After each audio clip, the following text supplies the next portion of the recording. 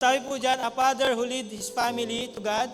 Letter A, acknowledge God's direction. Kilalanin at sundin ang direksyon ng Diyos para sa kanyang pamilya. Letter M, manifest love through presence and care. Ipakita ang pagmamahal sa pamamagitan ng presensya, pag-aaruga at malasakit. Letter A, assemble your family around God's truth. Tipunin ang pamilya sa paligid ng salita ng Diyos at gawing sentro si Kristo ng ating tahanan.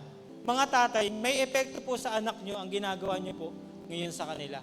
Kung ano po yung ini-impart nyo sa kanila ngayon, masama man yan, good man yan, nakasentro ba sa Lord yan? Kung ini-impart po natin sa kanila ang Panginoong Jesus, yun din po ang kanilang kalalakihan. Alam niyo po, ang pagpili po ng anak natin sa kanilang susundan ay yung ama.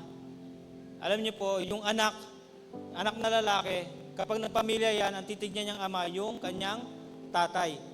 Kapag hindi po naging mabuting tatay yan, tingnan din po natin kung paano siya magiging ama sa kanyang mga anak. Yung mga anak na babae naman, ang titignan niyang halimbawa ng isang mapapangasawa ay ang kanyang tatay. Di ba po? So may epekto po na mangyayari kung ang tatay po sa loob ng tahanan ay absent. May malaking epekto din po kung ang tatay ay alam kung paano pangunahan ang kanyang pamilya. Di ba? May epekto po kung paano pangunahan ng tatay ang kanyang anak patungo sa Panginoon. May epekto po kung paano turuan ng tatay ang kanyang anak ng salita ng Diyos. May epekto po kung paano natin ituro na sundin ang kalooban ng Diyos. At malaki po ang epekto natin mga ama sa loob ng tahanan.